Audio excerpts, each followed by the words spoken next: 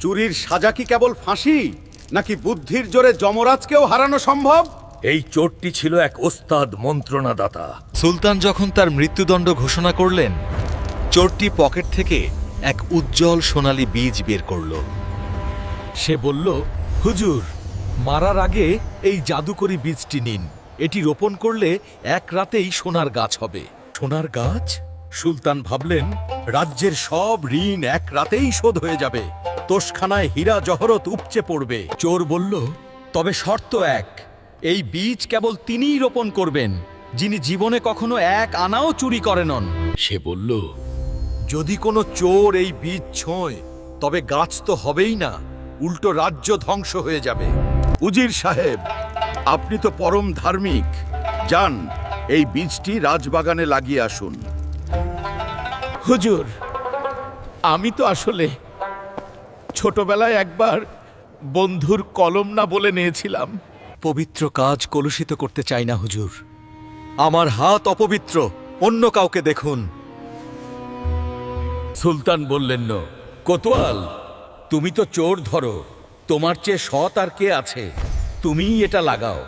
কোতোয়াল বলল, হুজুর, আমি তো একবার এক ভিখারির পয়সা না বলে খেয়ে ফেলেছিলাম, ক্ষমা করুন।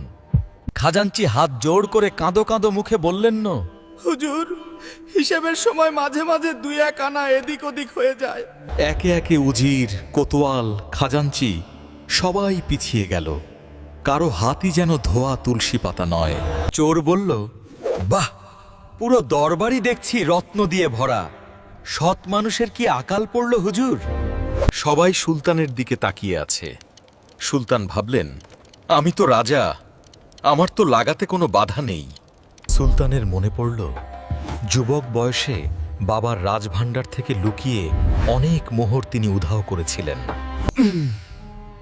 আজ আমার শরীরটা ভালো নেই, পবিত্র কাজ করার মতো মানসিক অবস্থা নেই আমার। চোর এইবার শব্দ করে হেসে উঠল। পুরো দরবার কাঁপিয়ে এক অট্ট হাসি। আপনারা কেউ সোনার গাছ বানাতে পারেন না, কিন্তু চোর মারতে সবাই একজোট। চোর বলল, এই বীজ আসলে কোনো জাদুর বীজ নয় হুজুর, এটি আপনাদের বিবেকের আয়না মাত্র। সুলতান বললেন, যাও, একে মুক্তি দাও। যে চোর সুলতানের ভুল ধরতে পারে, সে ফাঁসি কাঠের যোগ্য নয়।